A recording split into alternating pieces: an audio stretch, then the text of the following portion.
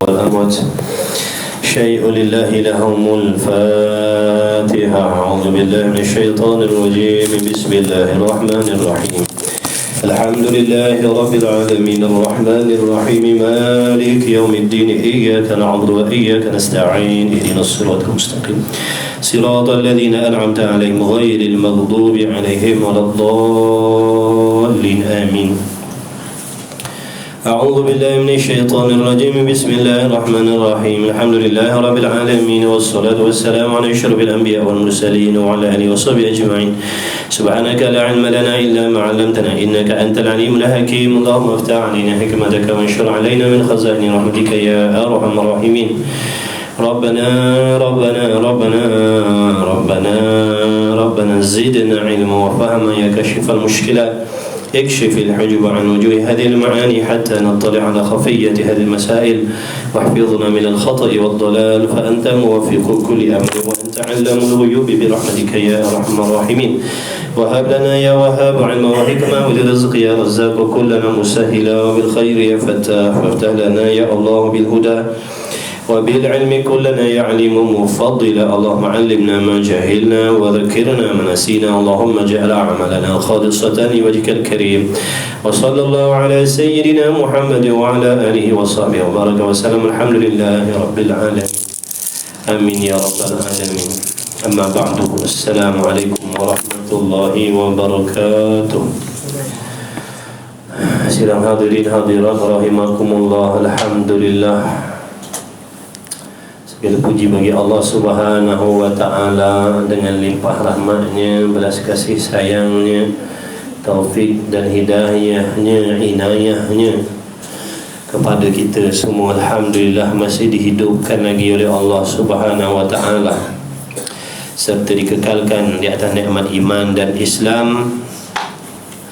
Bersyukur kita, berterima kasih kita kepada Allah yang memberikan kepada kita nikmat taufik, dapat kita menggunakan nikmat yang Allah pinjamkan pada kita pada saat ini untuk digunakan di dalam menolong kita, membantu kita melakukan ibadah. Alhamdulillah, semata-mata limpah rahmat dan taufik daripada Allah kita dapat bertemu lagi pada malam ini insya-Allah untuk meneruskan majlis ilmu kita. Apa yang saya harapkan antum semua, para muhibbin sekalian yang mengikuti majlis ilmu pada ketika ini senantiasa di dalam rahmat dan redha Allah Subhanahu wa ta'ala.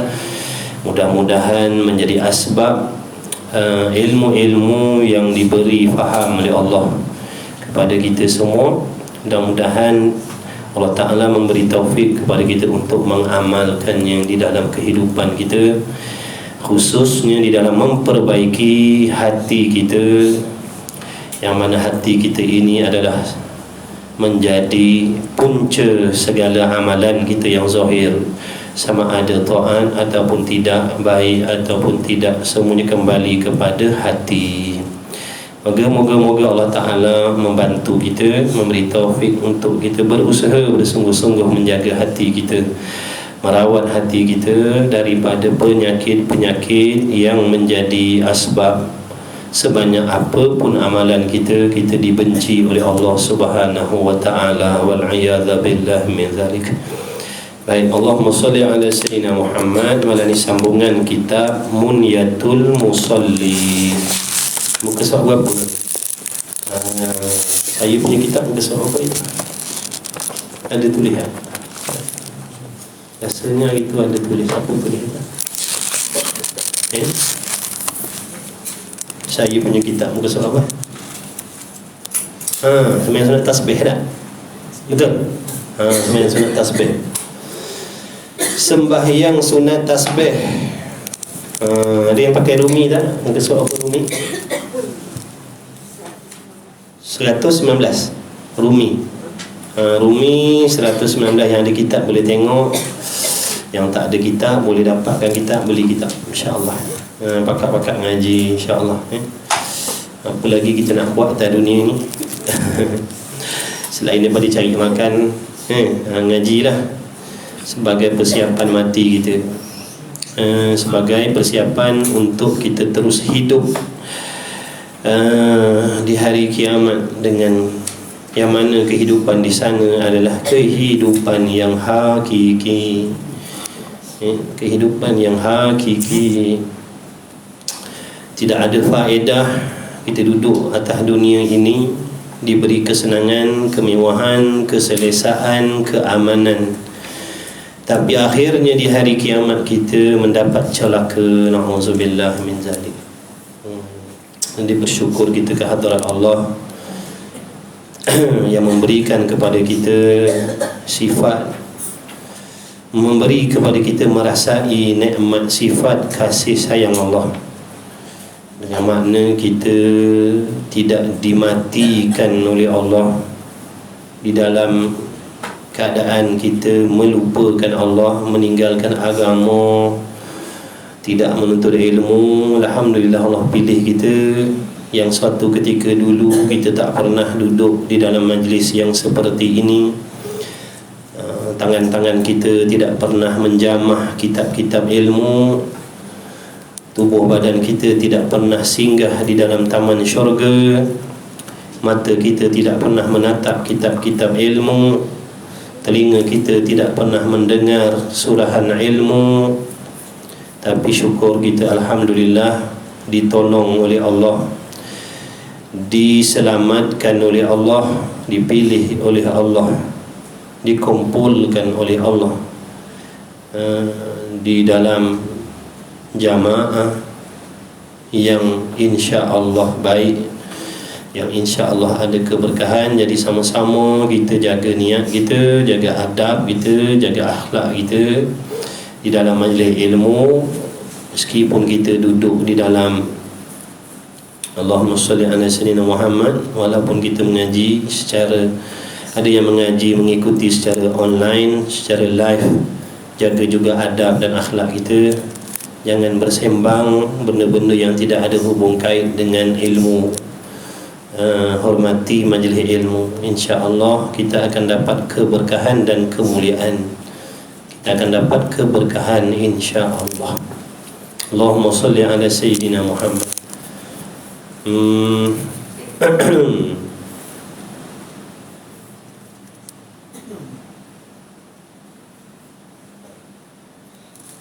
Baik. Dulu kata musannif, kita ulang sikitlah, mundur sikit Qala al-muallifu rahimahullahu ta'ala wa nafa'ana wa iyyakum bi'ulumihi wa bi'ulumi masyayikhina fid daraini amin ya rabbal alamin. Solat sunat tasbih.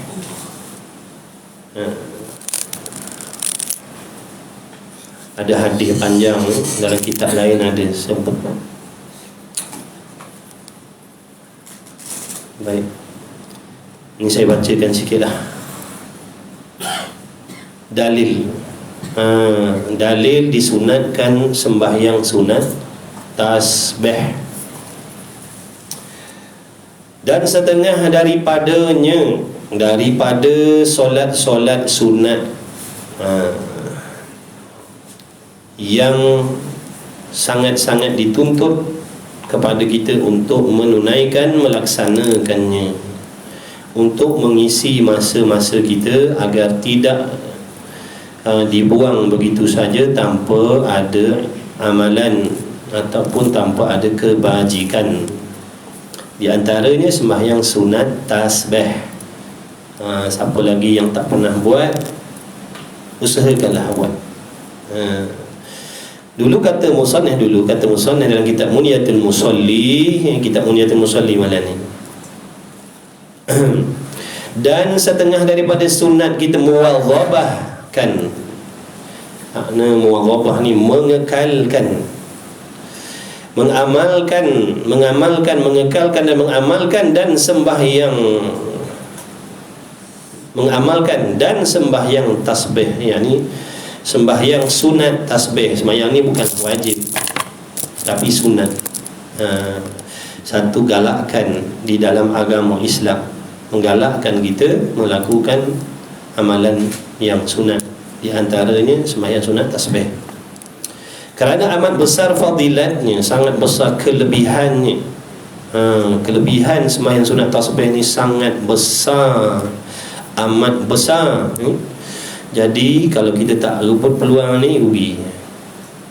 Lagi amat besar qadarnya pada Allah Ta'ala, nilainya di sisi Allah amat besar. Di sisi Allah tu amat besar nilai sembahyang sunat tasbih ni, amat besar nilainya di sisi Allah. Serta muwafakat, muwafakat sebulat suara, muwafakat sebulat suara, muwafakat alim ulama, bersepakat segala ulama pada suruh yang mengerjakan. Sebulat suara ataupun muwafakat, bermuwafakat ulama-ulama menyuruh kita ni, menganjurkan kepada kita ni supaya melaksanakan sembahyang sunat tasbih dan mengekalkan dia pada tiap-tiap hari. Tiap hari kalau boleh lah, tiap hari buat. Subhanallah. Memang beratlah pada kita, tapi tidak mustahil kepada orang-orang yang diberi taufik oleh Allah. Orang-orang yang diberi taufik oleh Allah, seberat apa pun dia boleh buat. Seberat apa pun dia boleh buat. Jangan katakan masanya, bahkan nyawanya pun sanggup dikorbankan apabila hamba-hamba itu diberi pertolongan oleh Allah. Tapi kalau tidak mendapat pertolongan daripada Allah, jangankan nyawa, masa kita pun kita takkan sanggup korbankan untuk melakukan ibadah. Tu orang-orang na'udzubillah min zalik. Apabila tidak mendapat pertolongan daripada Allah, jangankan kata harta, jangankan kata nyawa, masa pun kita takkan dapat korban. Masa pun kita takkan dapat korban kan. Cuba kita tengok setiap hari berapa minit kita boleh duduk dalam majlis ilmu. Dalam masa seminggu, berapa minit kita sanggup korbankan masa untuk belajar ilmu yang wajib. Dalam seminggu, berapa minit kita korbankan masa untuk menuntut ilmu yang sangat penting di dalam urusan ibadat kita. Berapa lama yang sanggup bagikan waktu untuk menuntut ilmu seminggu? Berapa minit kita korbankan seminggu?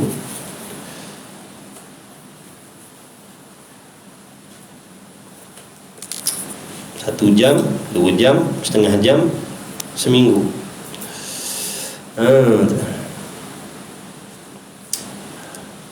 Jadi beruntung orang-orang yang Allah bagi taufik,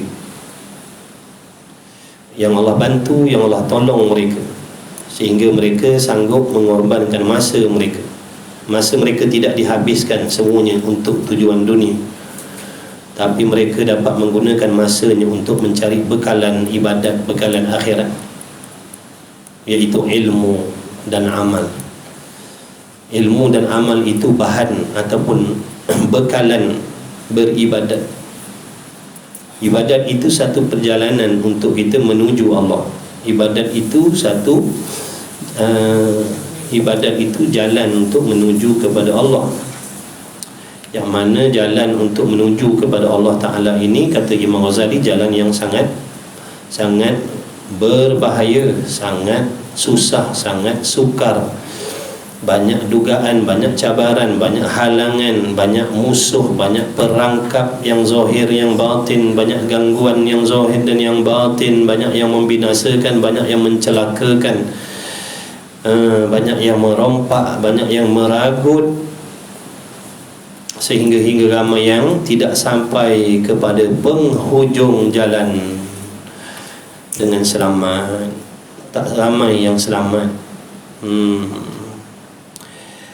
Maka oleh yang demikian, patutkah kita nak berjalan menuju kepada Allah Ta'ala ini tanpa bekalan? Maksudnya, patutkah kita nak beramal tanpa bekal, tanpa senjata, tanpa ilmu? Sebab tu ulama mengingatkan kita belajar agama dan beramal. Usaha niat kita belajar nak beramal. Kenapa kita tidak dapat beramal dengan sesuatu ilmu yang kita belajar? Kerana niat kita bukan untuk beramal. Niat kita belajar bukan untuk beramal. Niat kita belajar kerana suka-suka nak dengar. Na'udzubillah min zalik. Jadi betulkan niat kita. Sidq. Perlukan hati yang sidq, hati yang betul-betul jujur dengan Allah. Benar, aku mengaji ya Allah, aku nak beramal. Aku mengaji ya Allah, aku nak baiki hati aku ya Allah. Aku mengaji, aku nak baiki amalan aku ya Allah. Kalau betul niatnya, Allah akan tolong, insya-Allah. Tapi kalau niatnya salah, Allah tak akan tolong. Na'udzubillah. Itu merupakan satu bala dan satu celaka apabila kita Allah dudukkan dalam majlis ilmu, tapi kita tak dapat beramal dengan ilmu yang telah diberitahu oleh Allah Subhanahu wa ta'ala, sehingga keadaan hati kita, zahir kita sama macam dulu-dulu. Sama macam waktu zaman kita tak mengaji dulu, zaman jahiliah kita dulu, sama. Kadang-kadang berubah dah, tapi berubah zahirnya sahaja.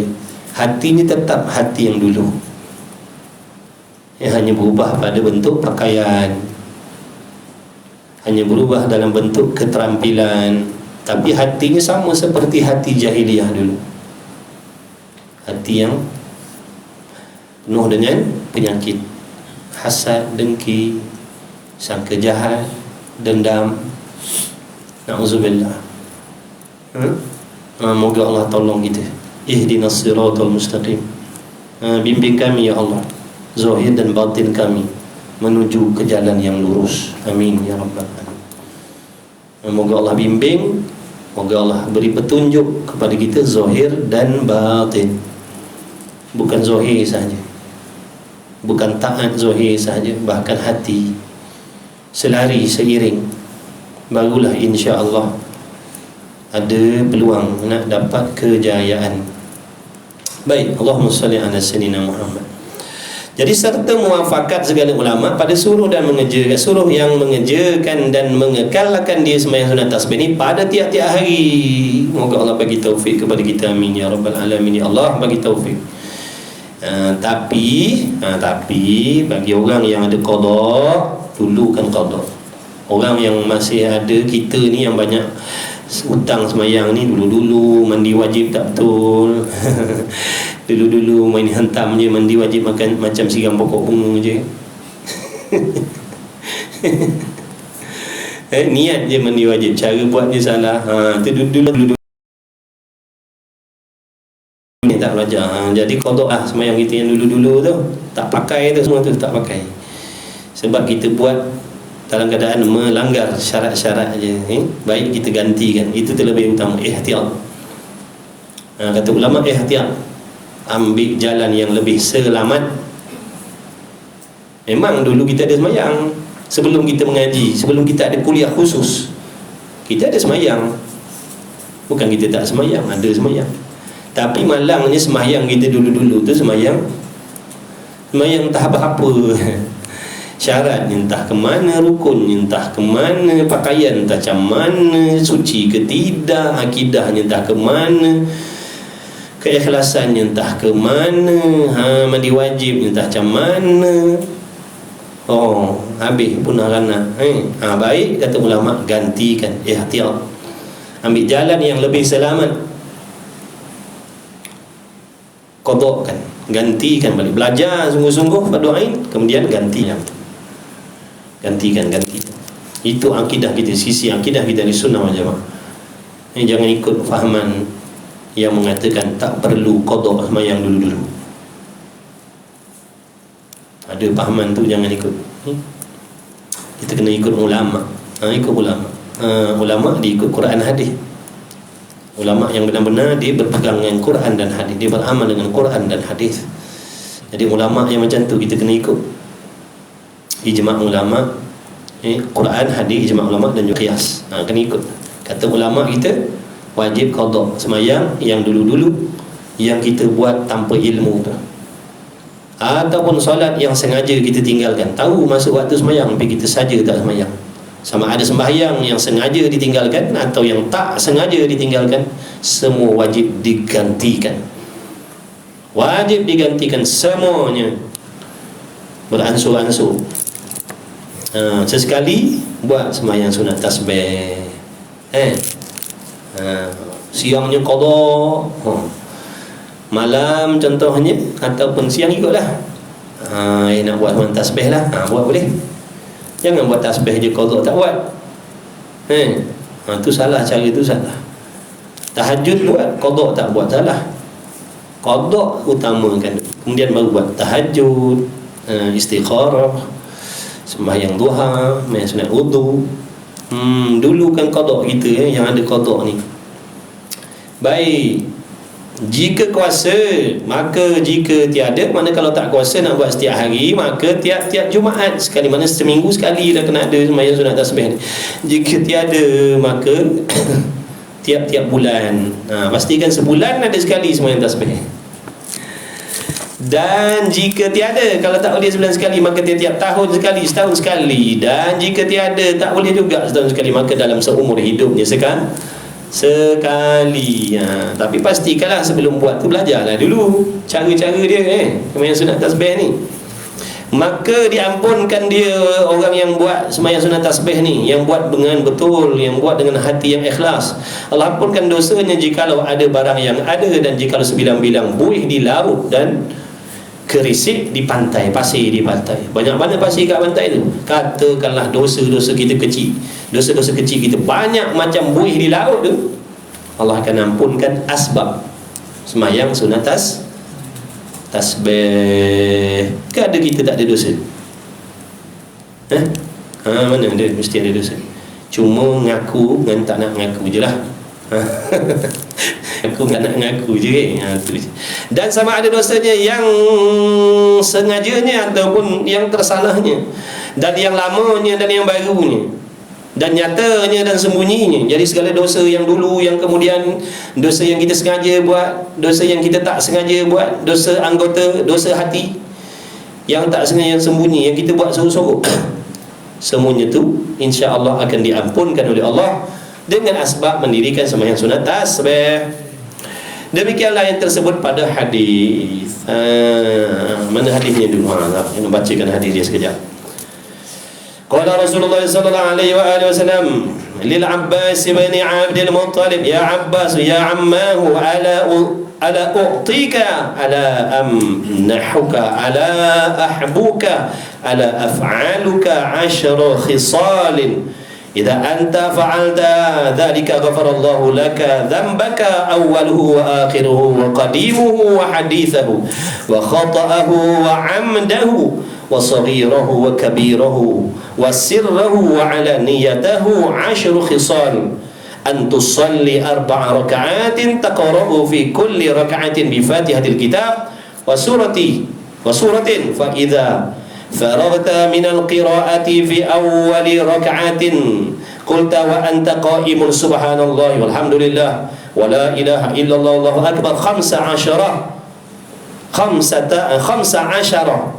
مرة ثم تركع فتقول وأنت راكع 10 ثم ترفع رأسك من الركوع فتقولها 10 ثم تهوي ساجدا فتقولها وأنت ساجد 10 ثم ترفع رأسك من السجود فتقولها 10 ثم تسجد فتقولها 10 ثم ترفع رأسك من السجود فتقولها 10 فذلك 75 في كل ركعة تفعل في 4 ركعات إن استطعت أن تصليها في كل يوم مرة فافعل فإن لم تستطع ففي كل جمعة marratan fa illam taf'al fa fi kulli syahrin marratan fa illam taf'al fa fi umurika marratan.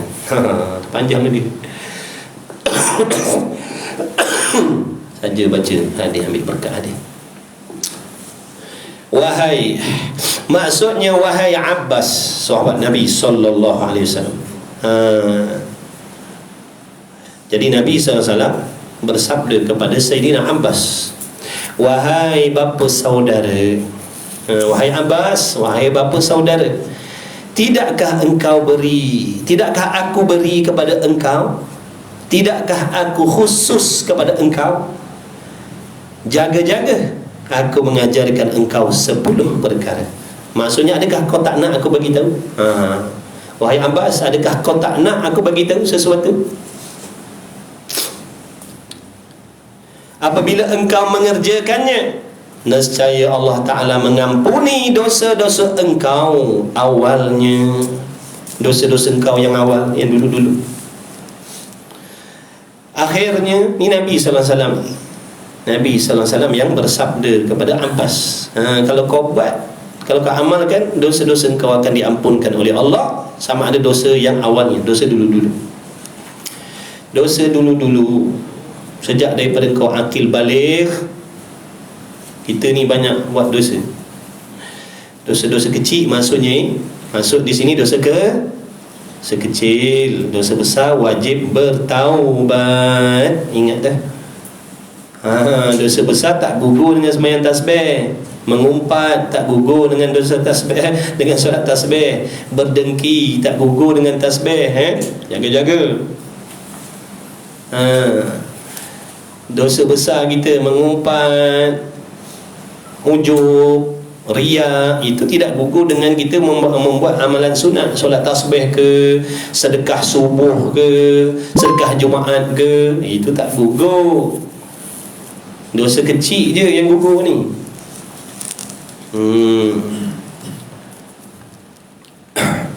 Dosa pada mak bapak tak gugur dengan sembahyang sunat tasbih. Dosa besar. Derhaka pada ibu bapa, derhaka pada suami, itu dosa besar. Tak gugur dengan sedekah Jumaat, sedekah subuh, sembahyang tasbih, baca Quran 3 kali khatam sehari. Tak gugur. Kecuali mak bapak kita mengampunkan kita, kecuali suami mengampunkan kita. Dosa besar. Na'udzubillah. Baik, jadi dosa yang awalnya, dulu-dulu kita banyak buat dosa. Bukan dulu je, sentiasa kita ni banyak buat dosa, tak perasan. Itu di antara dosa kita, tak perasan dosa itu tak perasan kita tu berdosa. Kita mengatakan kita tak ada dosa, itulah dosa, itulah di antara dosa kita. Hari ni aku berasa tak ada buat dosa hari ni, itulah dosa dia. Ujub, berasan. Alhamdulillah. Akhirnya dosa yang kemudian, dosa kita ni yang akan datang, dosa-dosa kecil ni yang akan datang ni, yang kita buat malam karang, yang kita buat pagi besok, yang kita buat tengah hari besok, yang kita nak buat petang besok. Dosa yang awal, dosa yang kemudian, dosa yang lamanya, yang lama-lama dulu. Makna selagi dosa itu tidak berkait dengan manusia, dosa berkait dengan manusia, kan kita dah belajar syarat taubat. Dosa yang sangkut paut dengan orang, itu kena minta maaf, itu kena minta halal, itu kena minta redha. Dia tak gugur dengan tasbih ni. Ustaz, saya dah taubat dah ni, saya dah menyesal dah, saya nak jadi orang baik dah. Dulu memang banyak orang saya naya, saya tipu, begini dan begitu. Dulu dengan bekas suami, dulu-dulu saya ada derhaka, saya tak minta maaf. Macam mana Ustaz? Saya ni nak taubat dah, saya nak cuci dah diri saya ni. Macam mana ni? Orang tu saya dah tak tahu dah. Ataupun kalau nak jumpa, nanti timbul mudarat yang lebih besar pula. Dia mungkin dah lupa kan, Tapi kalau saya jumpa, buka cerita balik, takut jadi berdarah balik. Macam mana? Kalau ada hutang-hutang awal dulu-dulu, tak jumpa, nak ganti, waris pun tak tahu mana. Kata ulama, selain daripada kita dah cukupkan syarat-syarat taubat tu, penyesalan, niat yang ikhlas, azam dan sebagainya, kita buat amal soleh banyak-banyak. Buat amal soleh banyak-banyak, dan niatkan pahala kepada orang-orang yang ada haknya atas diri kita.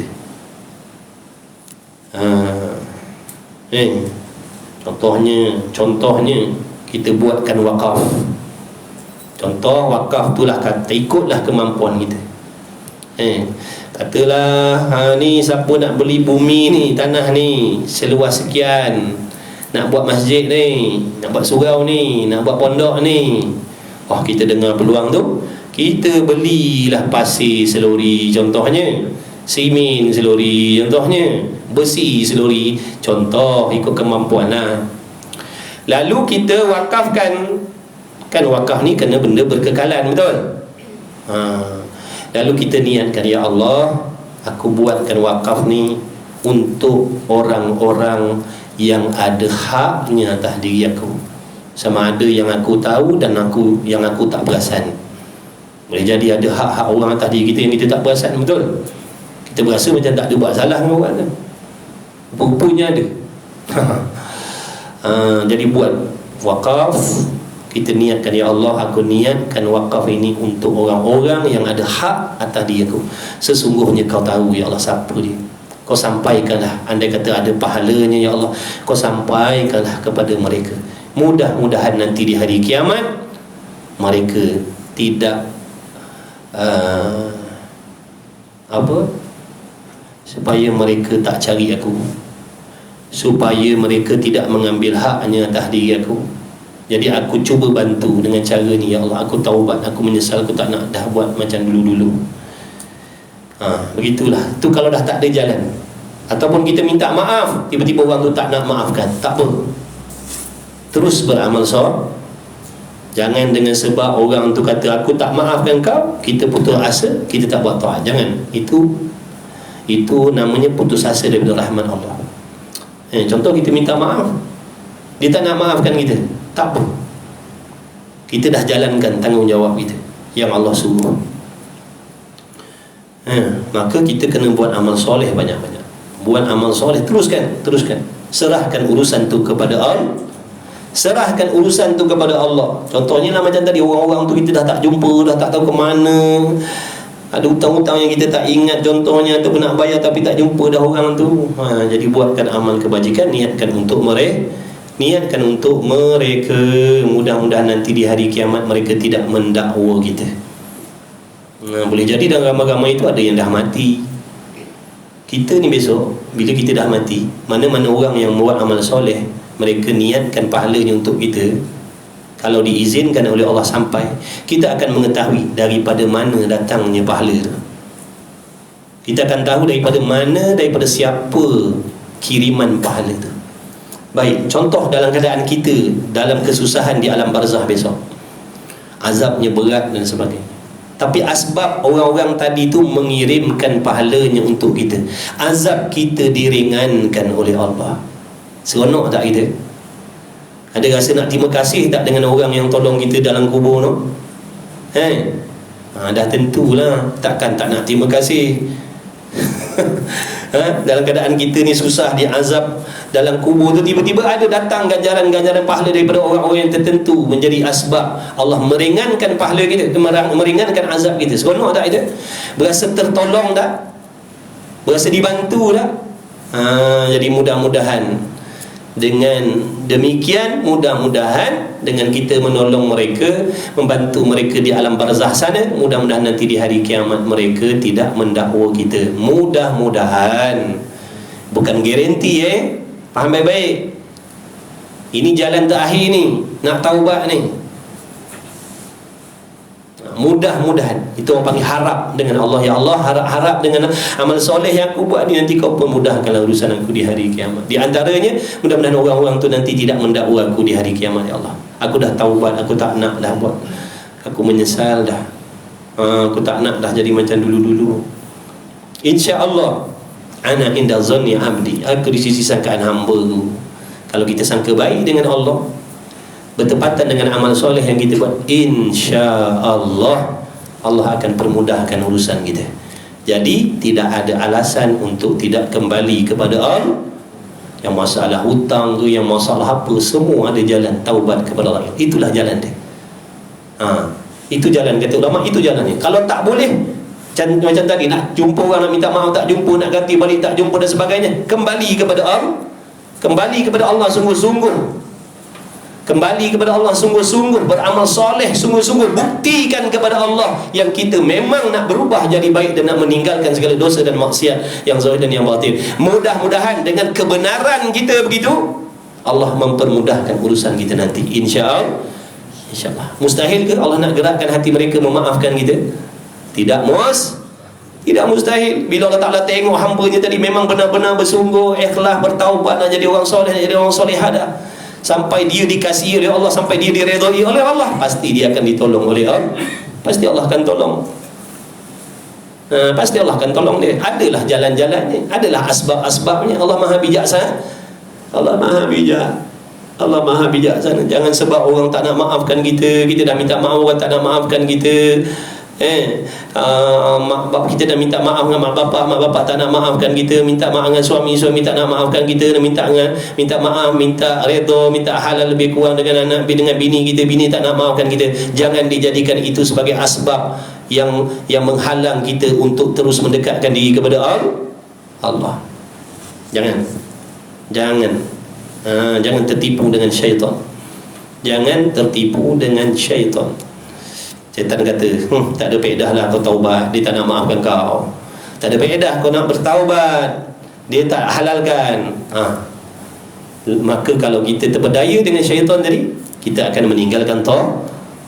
Kita takkan jadi nak berhijrah, kita takkan jadi nak berubah, dengan sebab tadi ada orang tak halalkan, ada orang tak maafkan. Serahkan urusan tu pada Allah. Dia tak nak halalkan, dia tak nak maafkan, serahkan urusan tu dengan Allah. Boleh faham sebab tu di antara sebab orang tak jadi taubat. Tak ada faedah aku nak taubat, dia tak maafkan aku, jadi biarlah aku macam ni terus. Tak ada faedah aku nak bertaubat, tak ada faedah aku nak berubah, nak jadi orang soleh. Kalau tadi contohnya mak bapak tak nak maafkan aku, suami tak nak maafkan aku, bini tak halalkan dan sebagainya. Jangan disebabkan benda itu kita berputus asa dari rahmat Allah. Allah yang memiliki hamba-Nya, Allah yang memiliki hati-hati hamba-Nya. Sebab tu kata Imam Ghazali, buktikan dengan ketaatan kepada Allah sungguh-sungguh, banyakkan amal soleh zahir dan batin, siang dan malam, pulun amal soleh. InsyaAllah Allah akan mudahkan urusan kamu nanti di hari kiamat. Tu je cara dia. Imam Ghazali pesan je tu.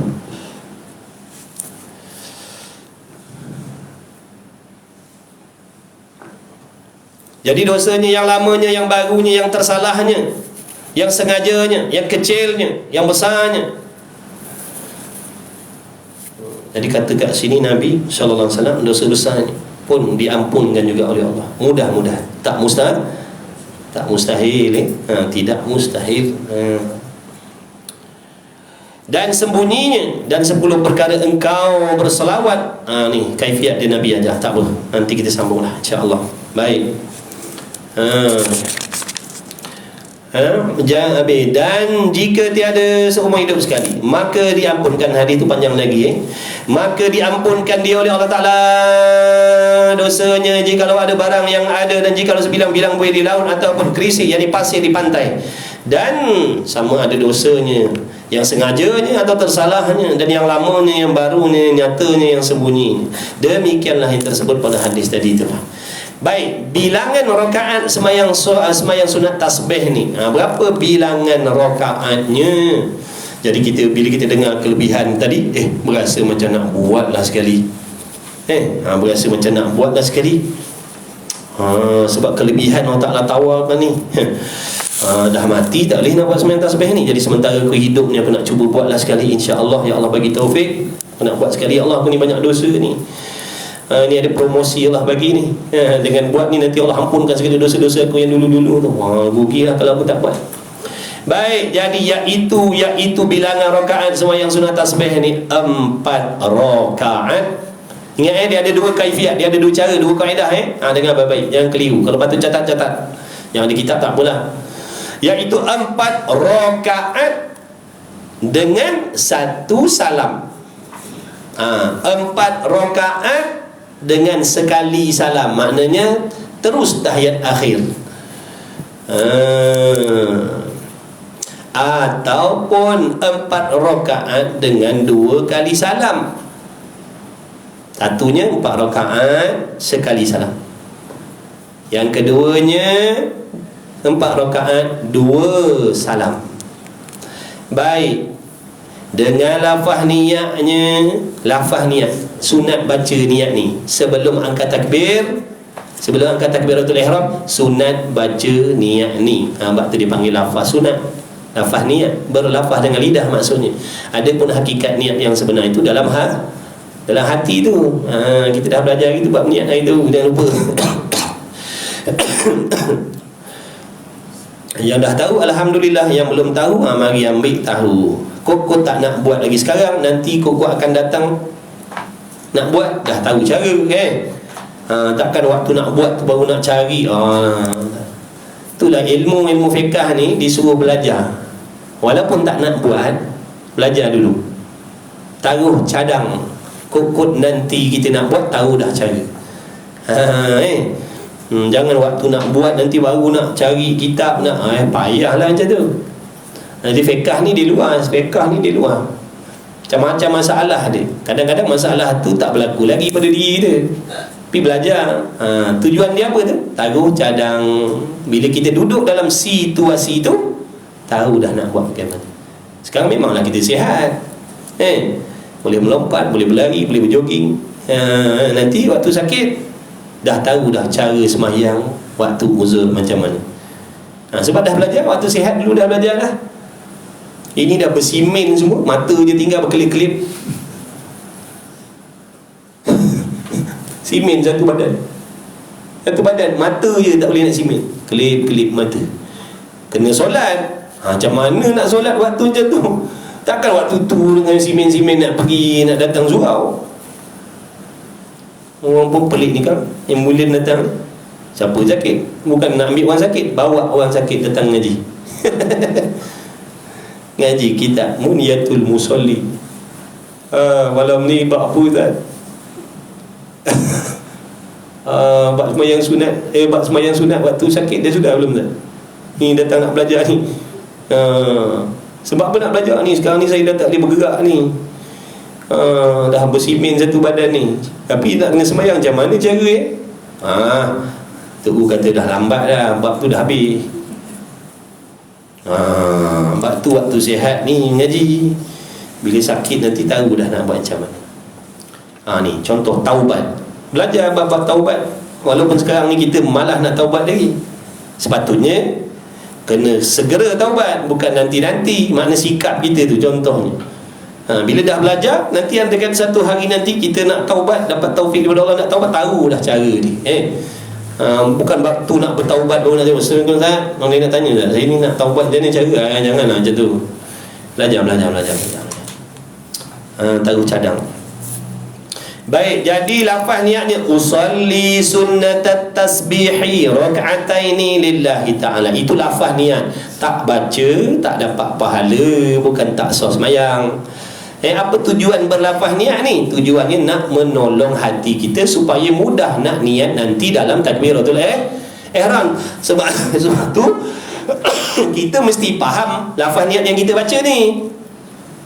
Kita mesti faham lafaz niat yang kita baca ni. Kita mesti faham, sebab nanti nak menghadirkan dalam hati senang. Jangan kita baca usolli sunnatat tasbihi rak'ataini lillahi ta'ala. Apa erti dia terjemah Melayu? Entahlah. Itu tak ada faedah lah. Sebab faedah dia baca lafaz niat ni supaya nanti hati mudah nak teringat, mudah nak dilintaskan dalam hati tu, qasad dan ta'yin tu. Jadi kena faham lah usolli sunnatat tasbihi. Jangan pakai puak-puak tu. Puak-puak tu dia tak pakai usolli ni. Puak-puak yang tolak ijma' ulama' tu, yang tolak qiyas tu, yang pakai Quran dengan hadis, dia tak pakai usolli ni. Dia kata jangan usolli. Nabi tak suruh pun usolli. Nabi tak buat pun usolli fardhu zuhri, usolli fardhu maghribi. Tak payah kata dia. Jangan ikut pahaman tu. Jangan ikut pahaman tu. Dan pahaman itulah juga yang katakan tak payah qada sembahyang kalau sengaja tinggal tu. Dia kata pakcik dulu pakcik ada tak waktu masuk Zuhur Asar pakcik langgar je, ada tak? Mestilah ada. Pakcik tu cakap memanglah ada. Dulu azan ke apa saya lepak je kedai kopi, saya tak peduli. Saya tahu waktu dah masuk tapi saya tak sembahyang. Tak apa pakcik. Kalau jenis macam tu pakcik tak payah ganti. Sebab pakcik sengaja tinggalkan. Nabi tak cakap kalau sengaja wajib ganti. Yang Nabi cakap dalam hadis. Baik, sebelum tu nak tanya dulu, pakcik dulu pernah tak tertidur subuh tak bangun? Kadang-kadang tidur pukul 12 tengah hari, pakcik bangun pukul 5 petang, asar tak semayang. Pernah tak pakcik terlupa nak solat? Pun pernah juga tu, kata pakcik tadi. Pernahlah juga kadang tidur sebelum waktu, sedar dah habis waktu. Maknanya pakcik telah meninggalkan solat, tapi pakcik tak sengaja. Bukan pakcik sengaja, pakcik tertidur. Yang ni kena ganti pakcik. Yang ni kena ganti sebab tak sengaja. Yang sengaja tak payah ganti. Tengkorak dia.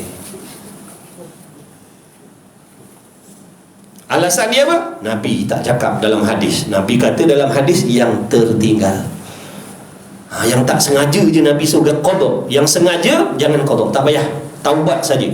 Wah.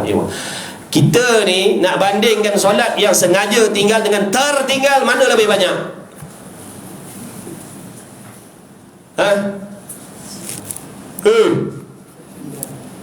Kita ni sembahyang yang sengaja tinggal dengan yang tertinggal tak sengaja, mana lebih banyak? Yang sengaja tinggal lebih banyak.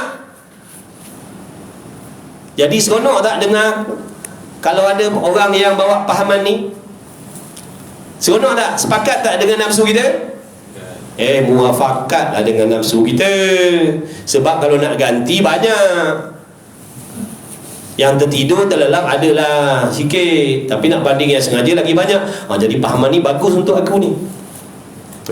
Sebab tu banyak orang terikut pahaman mudah ni. Pahaman bermudah-mudah. Nabi tak cakap, tak payah. Nabi tak cakap, tak payah. Nabi tak cakap, tak payah. Jauhi pahaman ni. Saya pun tak tahulah apa nama pahaman tu. Nabi tak cakap, tak ada dalil pun. Nabi kata yang tertinggal saja. Dalam hadis Nabi tak kata yang sengaja tinggal. Jadi di sisi kita ahli kena qada juga. Di sisi kita kena qada juga. Sebab apa? Orang panggil qiyas aulawi. Qiyas aulawi nama dia.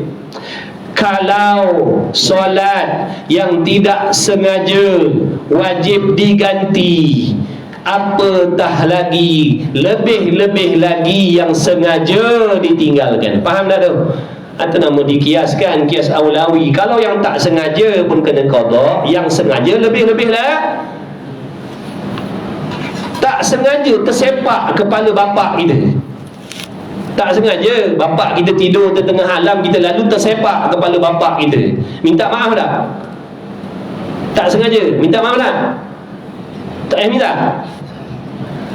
Sengaja tersepak kepala bapak kita, minta maaf ke tidak? Ni macam berat ni mesti memang tak minta maaf ni.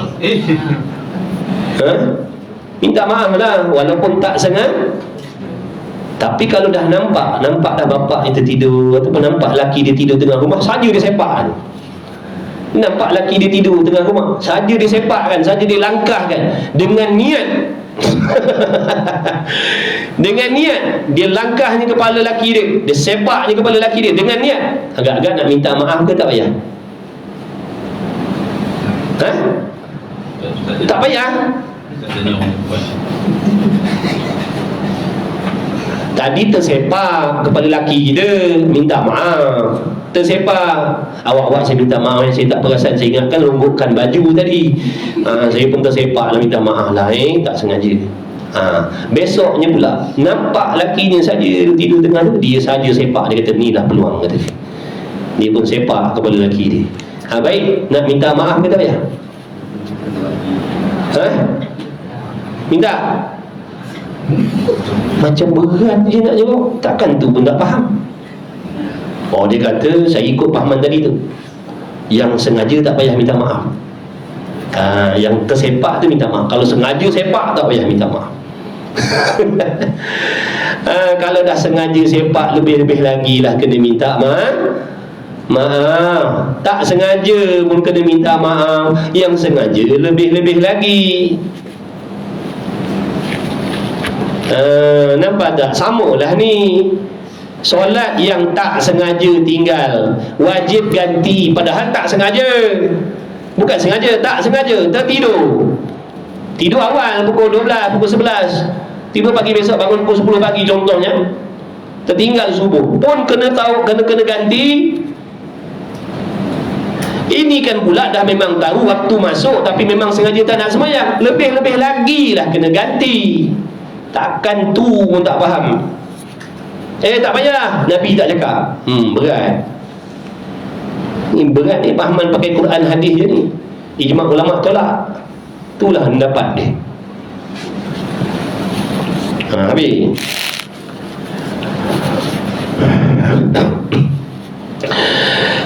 Usolli sunnat tasbih raka'atain lillahi ta'ala, Allahu akbar. Makna kita kena faham, aku nak semayang sunat tasbih. Kena faham, usolli itu aku semayang. Kena faham, semayang apa? Sunat tasbih 2 rakaat, 4 rakaat. Saja aku semayang sunat tasbih 2 rakaat kerana Allah Ta'ala. Allahu Akbar. Allahu Akbar tu bukan niat. Allahu Akbar tu isyarat kepada takbiratul ihram. Maka kita pun takbir lah, Allah, dalam hati kita, aku solat tasbih. Tu je dalam hati. Dalam hati tu 2 je, qasad dan ta'yin kan. Semayang sunat bersebab ataupun semayang sunat berwaktu 2 je kan, qasad dan ta'yin. Dia tak sama macam semayang sunat dan semayang fardu, qasad ta'arud ta'yin. Semayang sunat yang bersebab berwaktu ada 2 je. Ni bukan semayang sunat mutlak ni. Kalau semayang sunat mutlak satu perkara je, iaitu qasad. Aku solat Allah, dalam hati aku solat. Tu niat semayang sunat mutlak. Kalau semayang sunat tasbih, 2 benda dalam lintasan hati kita. Allah dalam hati kita, aku solat tasbih. Tu 2 benda tu je.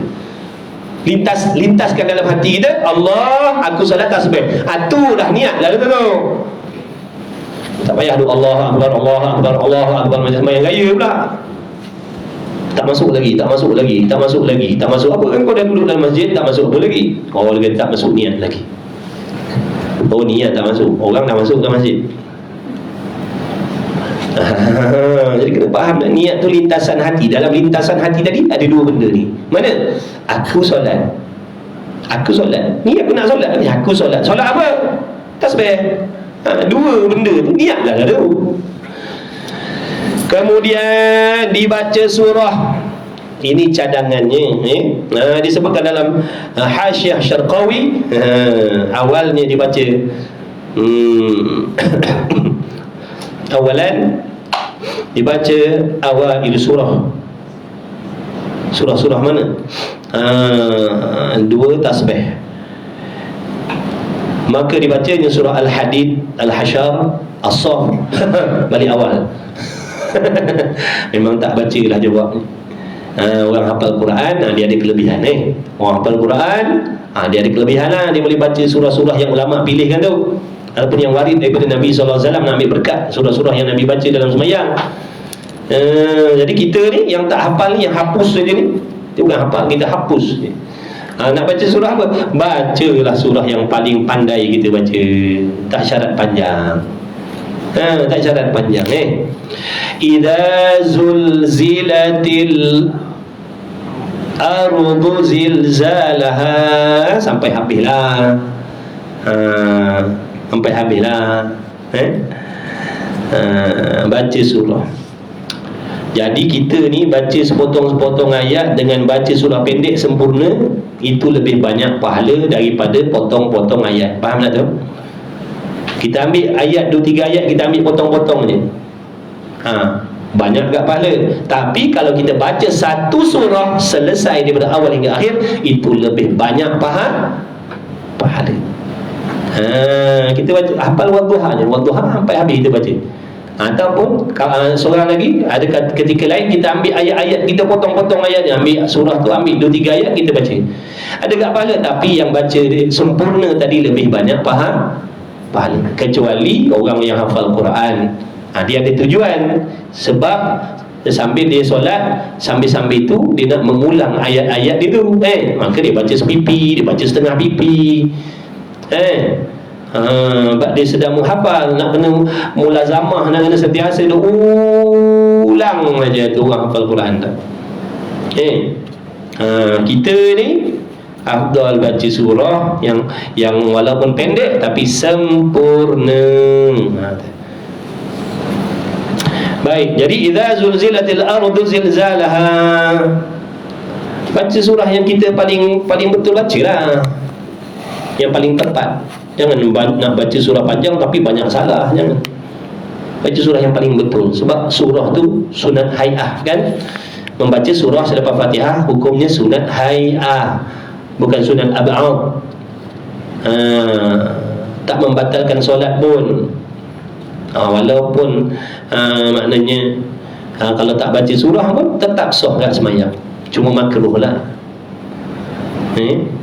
Jangan dengan sebab kita tak pandai baca surah panjang-panjang kita tak nak semayang. Janganlah. Bacalah surah yang kita tahu. Inna a'tayna lah. Qul huwallah lah. Takkan tu pun tak tahu. Jadi pada rakaat yang pertama dan surah wal 'adiyati dhabaha pada rakaat yang kedua, yakni selepas membaca suratul Fatihah kena bacalah, jangan tak baca Fatihah pula. Namakan takbir terus baca surah pula dah. Dan surah Alhaakumut Takatsur pada yang ketiganya, Qul huwallahu ahad pada yang keempatnya. Kan dia kata ada 4 rakaat. Mana rakaat pertama selepas Fatihah idza zulzilatil ardu zilzalaha. Nanti rakaat kedua selepas Fatihah wal 'adiyati dhabha sampai habis. Rakaat yang ketiga selepas Fatihah surah Alhaakumut Takatsur. Rakaat yang keempat selepas Fatihah qul huwal. Ini yang dicadangkan. Dan kalau kita tak tahu, bacalah surah, walaupun surah yang sama pun tak apalah. Okey. Maka adalah ia solat sunat tasbih dua kaifiat. Dua cara. Kita nak buat yang mana ikutlah. Ulama dah tolong terangkan kat kita ni. Ada dua kaifiat, dua cara. Nak buat yang mana? Boleh. Yang pertama, ni jaga-jaga ni, kaifiat solat sunat tasbih, kaifiat cara yang pertama, dibacakan tasbihnya pada tiap-tiap rakaat. Dibacakan tasbih pada tiap-tiap rakaat. Tahu tak tasbih apa? Itulah yang subhanallah walhamdulillah wala ilaha illallah wallahu akbar. Macam dalam hadis tadi lah.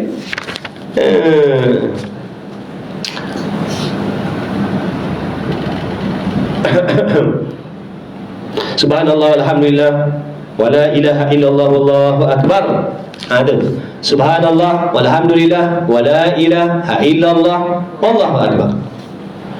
Ustaz, kadang-kadang terlupa lah nak baca banyak-banyak ni. Kadang 5 ke 7 ke. Boleh tak nak pakai tasbih digital? Subhanallah alhamdulillah wala ilaha illallah Allahu akbar. Tap 1. Subhanallah alhamdulillah wala ilaha illallah Allahu akbar. Tap Subhanallah, alhamdulillah, wala ilaha illallah, wallahu akbar. 3. Boleh tak nak pakai? Boleh. Boleh. Tak membatalkan solat. Jari dia pun yang bergerak ni, anggota kecil pun bukan betul-betul. Jari ni anggota kecil, kalau dia bergerak betul-betul 1000 kali pun tidak membatalkan sembahyang. Tapi jangan niat nak main-main lah. Kalau dia niat saja, niat nak main, batal.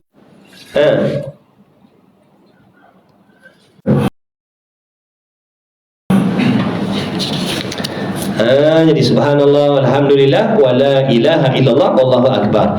Baca berapa kali tadi? Dibaca tasbihnya pada tiap-tiap rakaat. Baca bila? Kemudian daripada Fatihah dan kemudian daripada surah. Makna takbir Allah ni tadi niat soli sunat tasbih, Allahu akbar. Lepas tu kita bacalah doa iftitah. Kalau nak baca Allahu akbar kabira, alhamdulillah katsira. Lepas tu baca suratul Fatihah. Baca suratul Fatihah. Lepas baca suratul Fatihah, kita baca apa? Surah. Ikutlah qul huwallahu ke, inna a'taina ke, yang kita pandai Lepas daripada tu biasanya kita rukuk kan.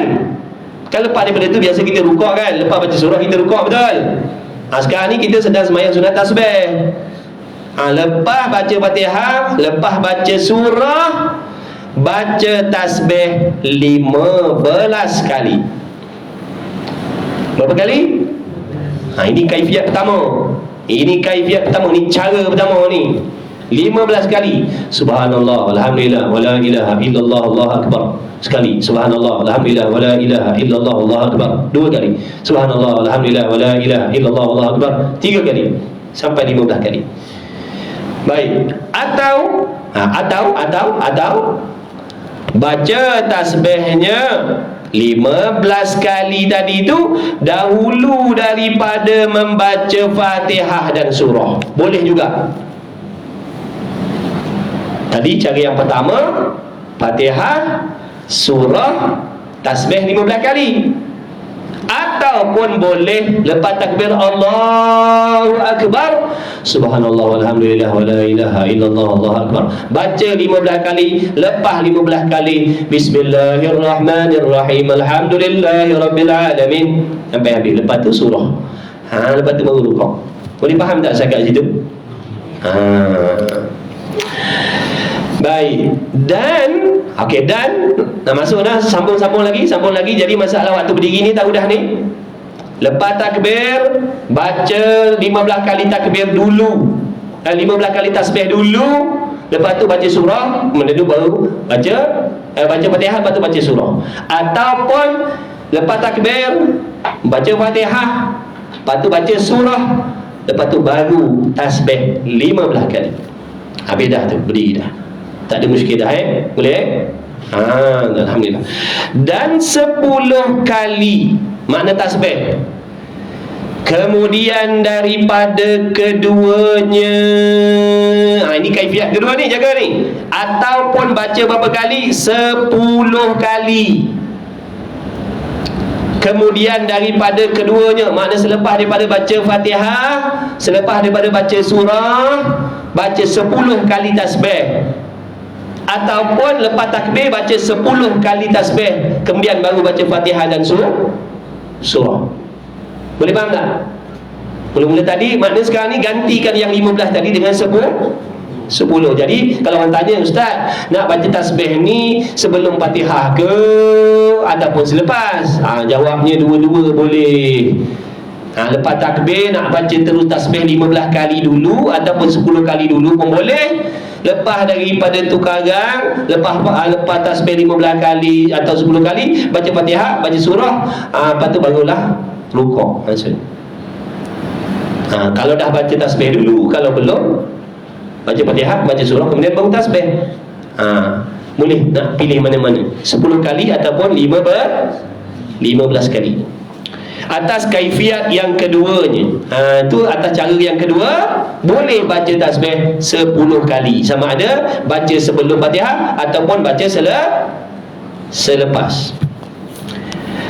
Jadi 25 tasbih di dalam tiap-tiap qiyam. Nampak tak tu?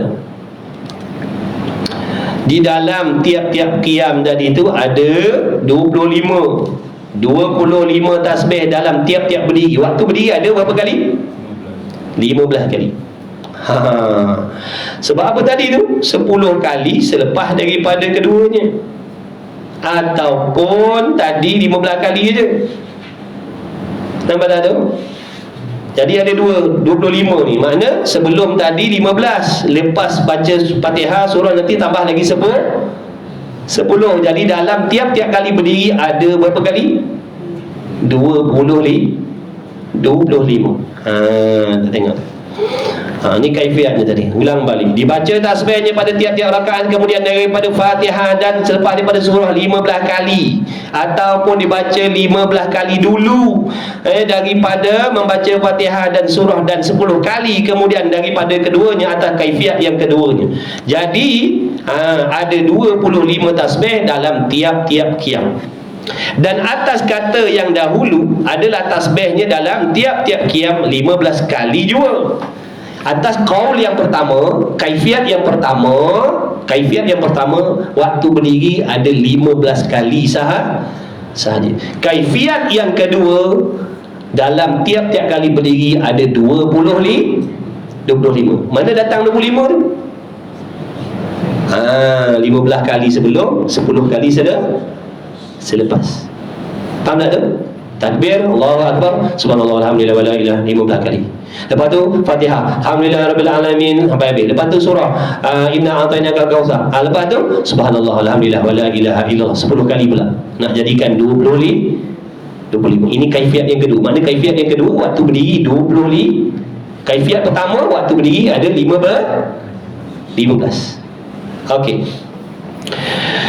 Dan atas yang dahulu, atas tasbihnya dalam tiap-tiap qiyam ada 15 kali juga. Dan tasbihnya itu subhanallah walhamdulillah wa la ilaha illallah wallahu akbar wa la hawla wa la quwwata illa billahil aliyil azim. Ini yang terlebih akmal lah.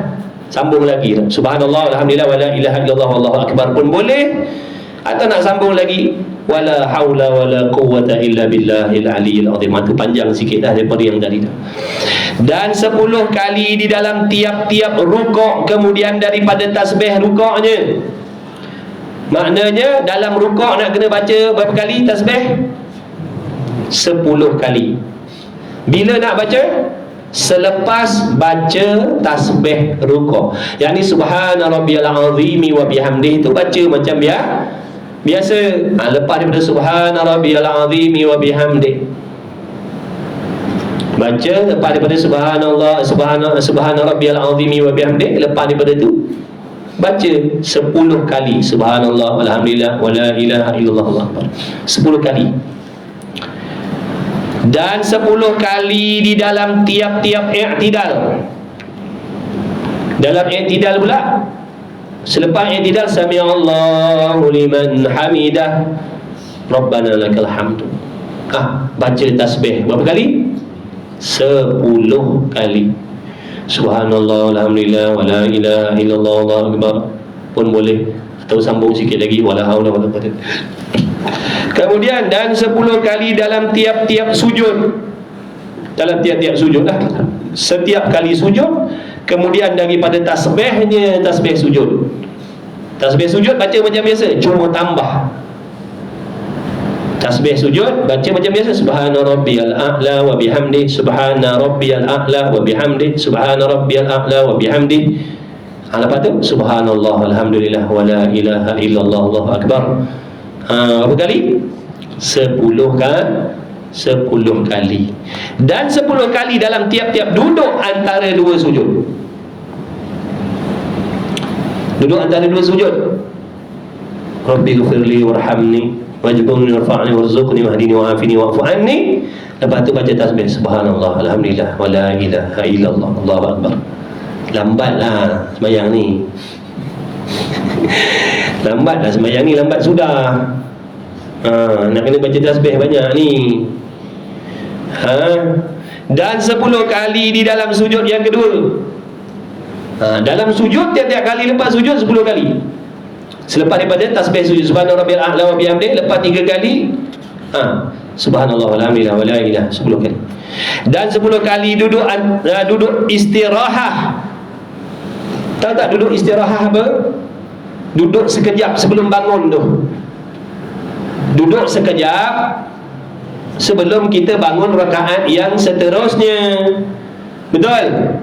Sujud pertama, lepas tu duduk antara 2 sujud, lepas tu sujud kedua, lepas sujud kedua ada sujud ketiga tak? Jangan buat kerja tak ada sujud ketiga. Lepas sujud kedua nak bangun rakaat seterusnya. Jadi sebelum nak bangun rakaat seterusnya tu duduk sekejap tu. Itu namanya duduk istirahat, duduk berehat sekejap. Sebelum kita bangun berdiri duduk sekejap kan. Itu nama duduk istirahat. Jadi dalam duduk istirahat tu baca 10 kan, 10 kali. Dah baca 10 kali kan, barulah bangun berdiri ataupun duduk tasyahud atas kaifiat yang pertama. Atas kaifiat yang pertama duduk tasyahud awal lah. Kaifiat yang pertama yang dibaca 15 kali jua tiap-tiap qiyam. Makna kaifiat pertama tadi setiap berdiri baca 15 kali. Kaifiat yang pertama tadi waktu berdiri baca 15 kali. Kaifiat kedua waktu berdiri 25 kali. Tu beza dia. Cara yang pertama dalam berdiri 15 kali. Cara yang kedua dalam berdiri 25 kali. Baik, kemudian nanti kita buat ringkasan dia. Nanti kita buat macam ni, kita tak berapa nampak sangat. Nanti kita buatkan dia punya lakonan dia. Lakonan dia. Ada kaifiat yang pertama yang dibaca 15 kali juga tiap-tiap qiyam. Ada pun kaifiat yang membaca 25 kali. Tadi kaifiat yang baca 25 kali ni kaifiat yang kedua. Tiada lagi dibaca tasbihnya di dalam duduk istirahat ataupun dalam tasyahud. Ingat tu. Kalau kaifiat yang kedua, waktu berdiri tadi kita dah baca 25 kali kan. Waktu berdiri 25 kali. Rukuk, i'tidal, sujud semua 10 sama. Betul? Jadi bagi kita yang nak ikut kaifiat yang kedua, yakni waktu berdiri 25 kali baca tasbih, iaitu 15 kali sebelum Fatihah, selepas 10 kali selepas Fatihah dan surah. Betul? Jadi di dalam duduk istirahat tak payah baca dah. Dalam duduk istirahat tak payah baca. Dalam tasyahud awal, selepas tasyahud awal tak payah sebab dah di cover waktu berdiri tadi tu. Waktu berdiri tu dah cover dah tu 25 kali tu. Boleh nampak tak?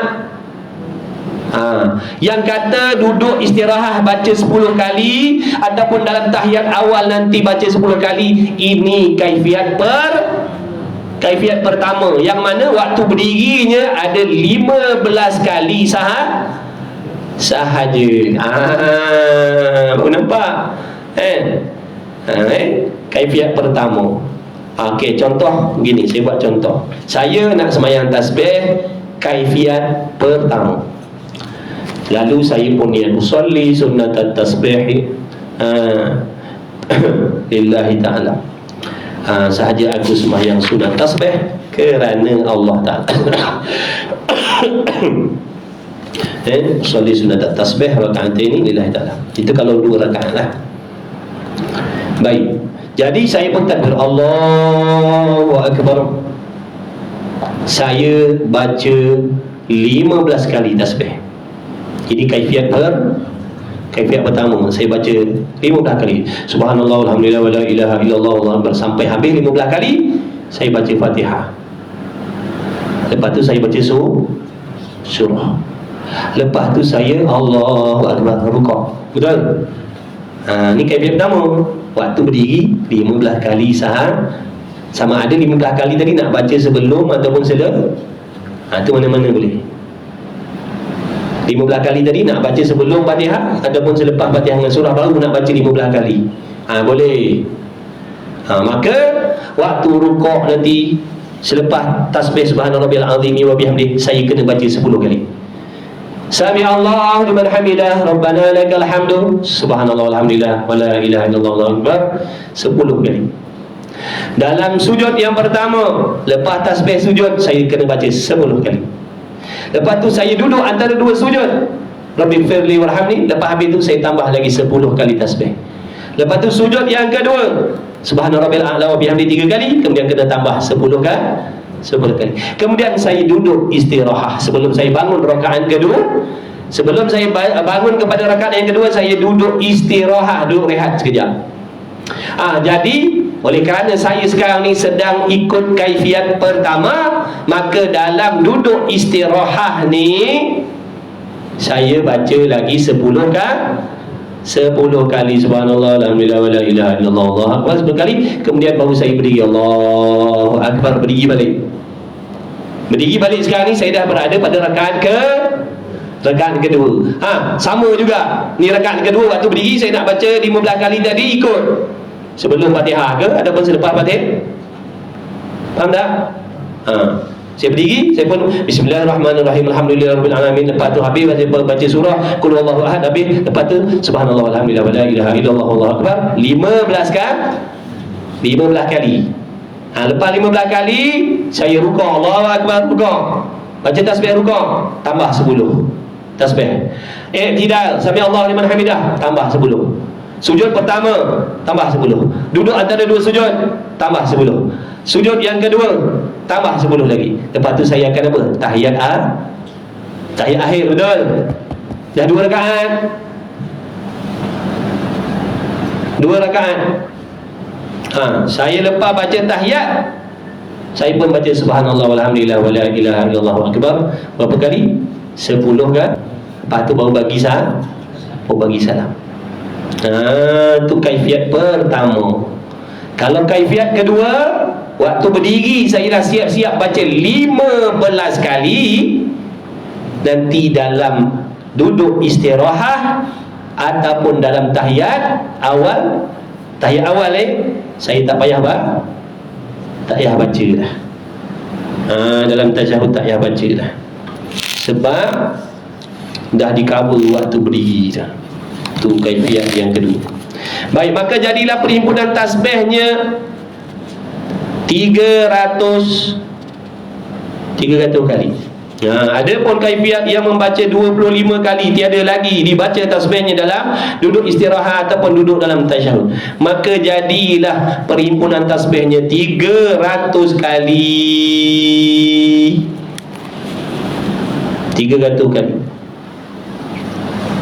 Dan jika dikendaki, kalau nak boleh membaca doa qutub ini pada akhir tasyahud dan solawat dahulu daripada salam. Mana sebelum bagi salam, dah habis baca tahiyat, dah baca solawat, boleh baca doa ni kalau nak baca. Mana doa dia? Allahumma inni as'aluka taufiqa ahlil huda wa a'mala ahlil yaqin wa munasahata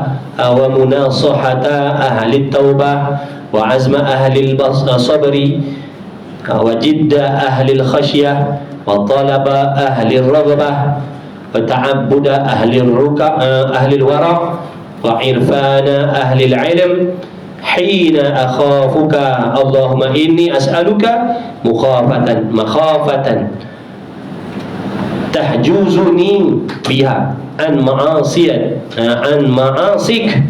hatta a'mala bi ta'atika amalan astahiqqu bihi ridaka wa hatta unasibuka fit taubah khaufan minka wa hatta ukhlisa laka an-nasihah hubban laka wa hatta atawakkal alaika fil amri wa husnal dhanni bika subhana khaliqin nur. Kemudian maka memberi salam, barulah bagi bagi salam. Dia sama ganti tempat macam kita baca doa selepas tahiyat macam biasa tu, Allahumma ighfirli ma qaddamtu wa ma akhartu kan, sebelum bagi salam kan. Dah fil alamina innaka hamidum majid. Kalau nak ikut bagi salam, tapi kita nak baca doa Allahumma ighfirli ma qaddamtu wa ma akhartu. Situlah tempat dia baca. Kalau nak baca, kalau tak nak baca pun tak apa. Maka kemudian bagi salam dia, dan hari raya fitrah, habis dah solat 2 hari dan setengah daripadanya. Jadi sekarang ni nampak tak, faham tak tadi semayang sunat tasbih? Jadi kita nampak, jadi kalau waktu malam kaifiat dia macam mana? 2 rakaat salam, 2 rakaat salam. Kalau siang 4 rakaat 1 salam. Kalau malam buat 2-2. Kalau malam buat 2-2. Kalau siang 4 rakaat straight. Cuma kalau kita ambil yang tadi berdiri 25 kali tasbih, makna nanti dalam tahiyat ataupun dalam duduk istirahat tak ada. Kalau kita ambil yang kaifiat 15 kali waktu berdiri, nanti dalam tahiyat ataupun duduk istirahat ada 10 kali. Pastikan maknanya ada 300 kan. Kalau terpindah ke terkurang ke tak ada masalah, tak batal pun. Terkurang ke tak membatalkan. Cuma boleh tak kalau nak kira pakai jari, boleh? Nak kira pakai jari, subhanallah alhamdulillah subhanallah boleh. Ataupun nak pakai tasbih tu pun boleh. Boleh. Nak buat, tak nak buat, tak payahlah buat. Yang buat rekaat tu tahiyat awal baca rekaat tu tak payah baca. Tengok kita ambil yang mana. Kalau yang waktu berdiri ambil 15, kena baca. Maksud duduk istirahat dan tahiyat tu nak cover. Kalau yang berdiri 15 dalam tahiyat kena baca. Kalau yang berdiri 25 kali dalam tahiyat dan istirahat tak ada, sebab dah cover waktu berdiri lagi tu. Dah dekat tahiyat akhir. Tahiyat akhir. Tahiyat akhir tak ada. Kalau tengoklah, kalau yang 25 ke mana? 25. Kalau 25 tak ada kan? Sebab 25 tu yang berdiri dia dah ambil lah. Dia dah sekali dekat waktu berdiri tu, dia dah lebihkan waktu berdiri. Kalau yang 15 maknanya dia kurang. Tu yang nak kena cover dalam tahiyat, dalam tasyahud ataupun dalam duduk istirahat tu.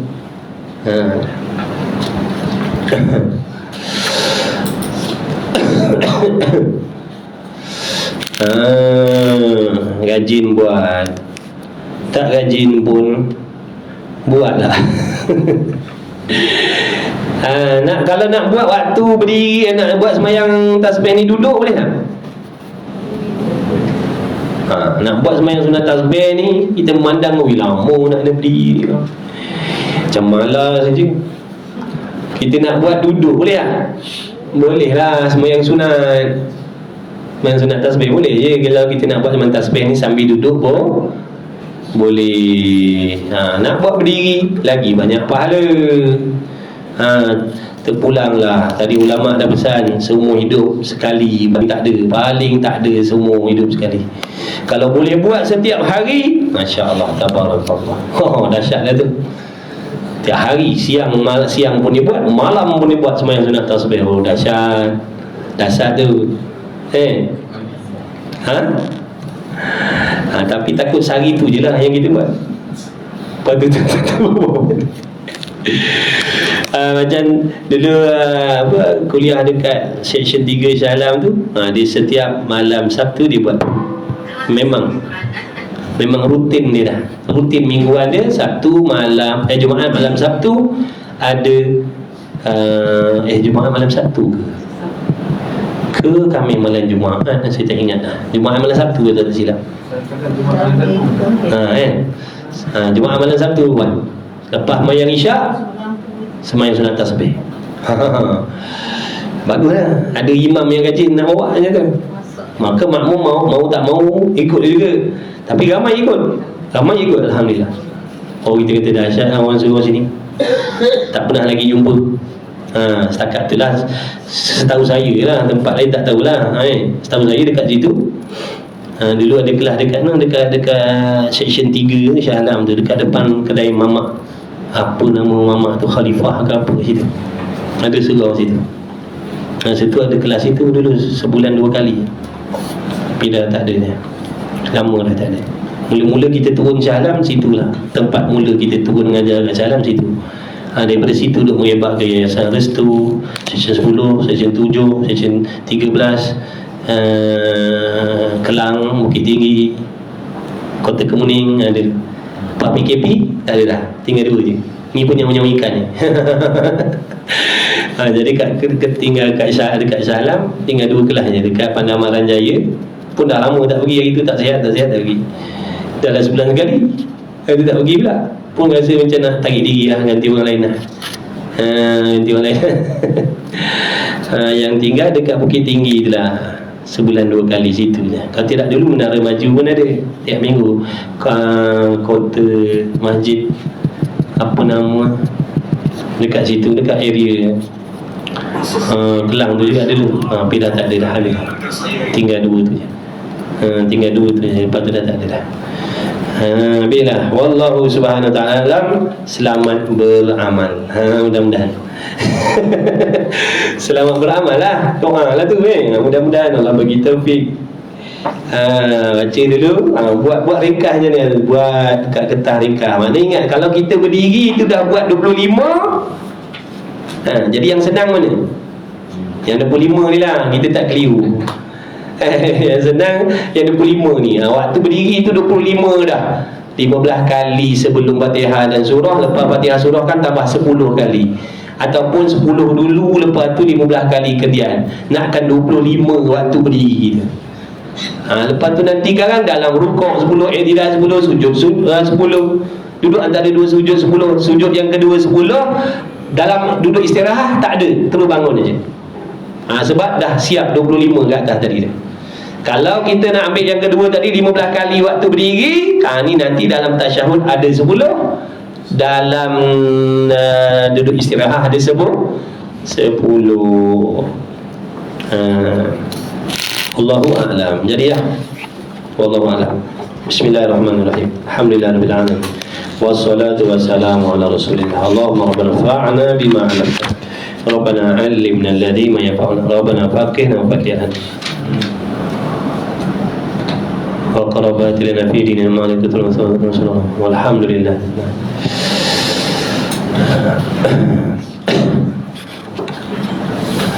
Kalau siang masa mana boleh buat? Mana-mana boleh buat. Selain daripada waktu makruh tahrim.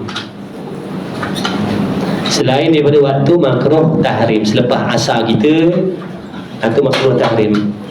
Jangan buat selepas asar kita. Kalau nak buat sebelum solat asar kita, ataupun zuhur, ataupun waktu duha. Pukul 9 pagi nak buat boleh, 10 pagi nak buat boleh, 8:30 pagi boleh. Kalau kita dah pilih kafir pertama atau kedua tadi, mana kafir pertama tu ambil sampai habis. Tak boleh kita campur-campur lah kan. Campur. Ulama tak buat tercampur, kita jangan nak buat rojak pula Kita nak pilih kaifiat pertama, buat sempurna pertama. Nak pilih kaifiat kedua, pilih kaifiat kedua dengan sempurna. Jangan kita mandai-mandai orang otak pula Boleh 2 rakaat. Tapi kurang Kalau orang bagi 4 lori emas, kita nak ambil 2 lori ke nak ambil 4 lori? Ni ada 4 lori emas, nak ambil berapa? Nak ambil 2 lori je lah. Ya ke? Zuhud Ini yang disebut zuhud dengan dunia, bukan zuhud dengan pahala. Itu balik ni. Tak apalah, saya tak nak ambil pahala banyak, ambil pahala sikit-sikit lah. Buat 2 rakaat. Boleh 2 rakaat pun. Boleh 2 rakaat pun, tapi ulama buat 4 rakaat. Kalau siang dia buat sekali salam, kalau malam dia buat 2 kali salam. 2 kali salam. 2 kali salam tu maknanya 2 rakaat bagi salam, lepas tu bangun balik soleh, tu buat 2 rakaat pula. Kalau siang dia buat direct 4 rakaat, macam sembahyang zuhur tu lah. Wallahu a'lam.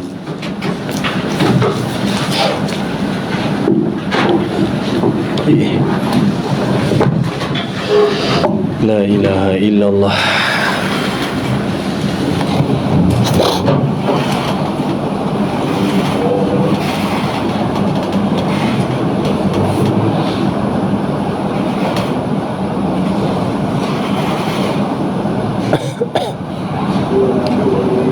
Beza buat siang buat malam. Itu sunnah lah tu. Sunnah. Siang 4 rakaat, malam 2 rakaat.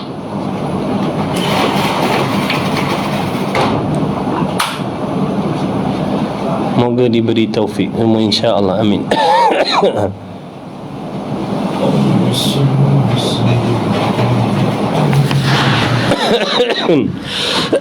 Abang ni tak ada. Abang Aminuddin di outstation lah tu. Outstation. Abang nanti tandakan saya kitab muka surat 2. Tak apalah, ingat sembahyang sunat tasbih lepas tu.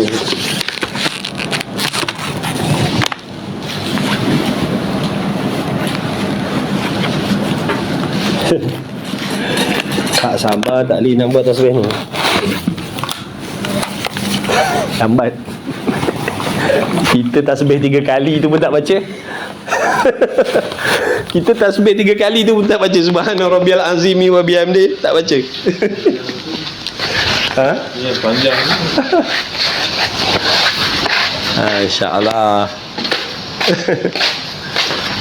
Kita tasbih 3 kali tu pun tak baca. Ambil berkat rukuk je, jangan tak ada tumakninah. Jangan tak ada tumakninah. Rukuk pun ambil berkat tumakninah je. Nilai macam ni bang ni. Ini nilai macam ni apa? Masya-Allah.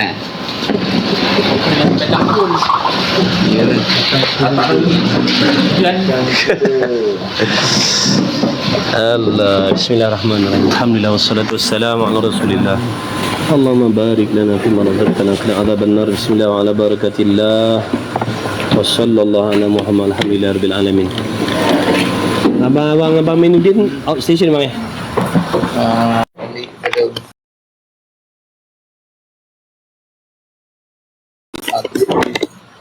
tidur. Oh, yalah. Okay.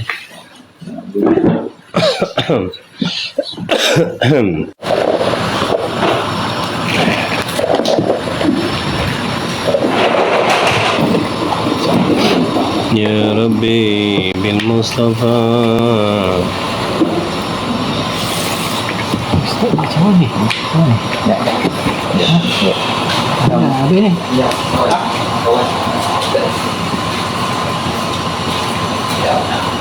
Masya Allah. Masih. Sikit ni saya macam ni. Putih dia. Kan. Dia punya kulit dia. Kalau belum ni. Kopi. Yang begitu budak main, saya cikal kan maling numpuk. Kan? Kayu cikal maling semalam. Dia bungkus macam bungkus calung.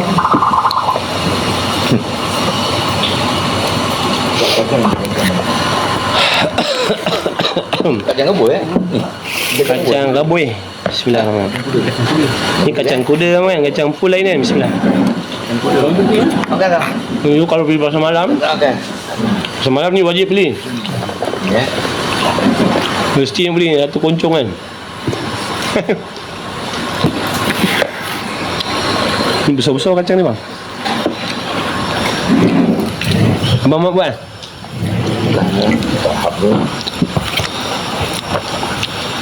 Pasal malam dulu, betul tak pasal malam? Gelap kan?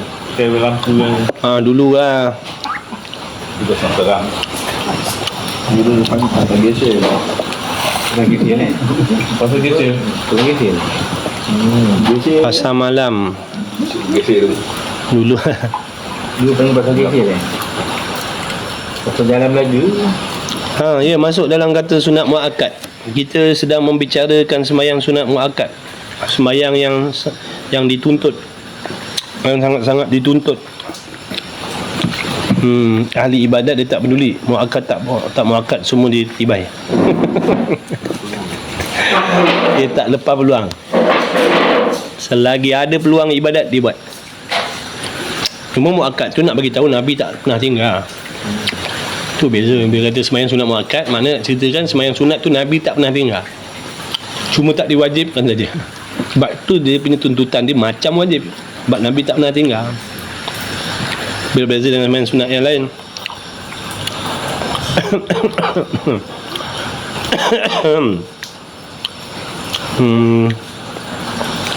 Tak pernah, baru tahu dengar kuliah ni.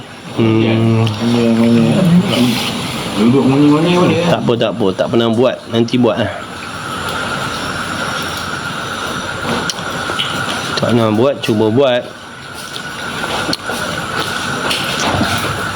Memang mula-mula macam keliru. Dia kena buat nanti baru tahu. Yang sunat duha tu sama kan? Nabi tak tentu. Yang sunat duha kan masuk dalam tajuk kita, sembahyang sunat muakkad. Kau boleh abad dia.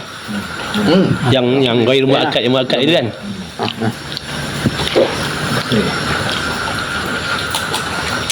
Makan kacang lah.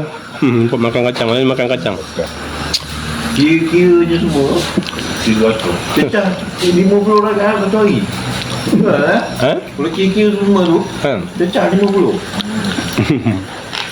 Asal solat tu 50. Sembahyang 5 waktu tu menyamai pahala 50 waktu. Orang yang cukup sembahyang 5 waktu, dia dapat pahala 50 waktu. Walaupun bersendirian kan? Walaupun bersendirian. Tapi kalau dia berjemaah, lagi besar lah. Maknanya ibaratnya macam, kalau berjemaah ibarat macam dia berjemaah 50 waktu lah.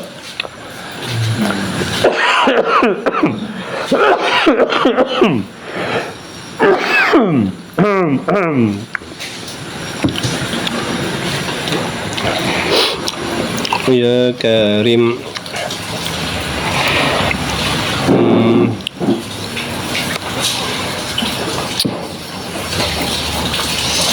Solat tasbih elok jemaah ke sembahyang seorang? Dua-dua boleh. Kalau berjemaah pun boleh. Semangat sikit. Belajar Kalau kita berjemaah, kalau ada sembahyang jemaah tasbih dengan sembahyang seorang, kita berasa ringan nak buat yang mana? Kalau seorang-seorang ni biasa malas lah. Tengok orang lah, tengok masing-masing. Bulan puasa wajib buat ni. 10 akhir. Biasa 10 akhir dia orang buat kan. Kalau nak seorang-seorang ni, kita nafsu ni malas. Tu dapat 2 rakaat Ustaz. Tu yang 2 rakaat tu. Kalau berjemaah ni, dia malas-malas pun dia jadi macam rajin sikit lah, tumpang semangat dengan kawan. Kita paksa. Kajian. Jam. Baik Ustaz keluar dekat surau. Apa tu? Jam Ustaz panjang Ustaz ni. Jam kat mana? Keluar Patutlah lambat. Patah balik Ustaz ni. Saya pergi ke mamak jap tadi. jalan. Kita orang patah balik tadi. Ikut jalan masuk daripada Lendu. Tak tahu jalan. Oh ya ke? Tak tahu jalan tengah tu. Ada yang kan? Ada keluar dekat ni yang dekat Surau. Imtiaz. Tu jauh. Jauh tu. Itu baik abang pergi Alur Gajah je. Ni masuk kat jalan tengah tu. Nanti minggu depan saya buat. Minggu depan kita lalu jalan tu. Minggu depan payah debak kan? Keluar ke depan Lah. Oh ni. Apa nama? Minggu depan tak? Minggu depan minggu kelima. Kapur durian tu Zat. Aku memang lalu tengah. Tadi kan surau kan? Keluar naik bukit kanan. Naik bukit kanan. Tak payah naik bukit terus ke kanan sekali. Daripada masjid tadi naik ke kanan. Oh, naik atas balik. Naik atas. Bukan jalan abang datang tadi tu. Kan masuk jalan tu. Lepas tu nanti abang ikut dia akan keluar balik jalan besar dekat Tom Yam Aziz. Tempat kita lepak itu. Dia keluar situ. Bawa keluar kat surau kan. Dia keluar kat lendu. Batu. Dia keluarkan Zulek Batu. Imtiaz jauh lah tu. Accident ni. Dia buat jalan. Tak bergerak tau. Untuk sebelah. Kacang ni. Terima kasih. Pakcik duduk pakcik. Main pakcik duduk. Janganlah pakcik. Ni makan kacang pakcik. Kan senang jumpa kacang ni. Kacang ni kat pasar malam je biasa jumpa. Makan kacang dapat ni. Ni kacang ni. Ada kuah dia. Ya. Ada kuah kan? Ada kuah. Tak rajin ni makan kacang ni ada kuah. Ini biasa baik. Jadi dia punya macam mana? Itu dah buka kan? Sekarang punya zaman dia kan macam-macam minum. Macam-macam tu lah. Baru untuk Masya-Allah. lepas tu habis. Masih sahabat. 3 bulan tu. Zaman Zaman jadi mau baru lah. zaman kita budak-budak tu, mana ada orang tua masak sotong celup tepung. Dia siap. Makan kacang nanti batuk. Alah. Saya tak makan kacang pun batuk. Oh, yang panggang. Saya tak makan kacang pun saya batuk kak. InsyaAllah, mudah-mudahan.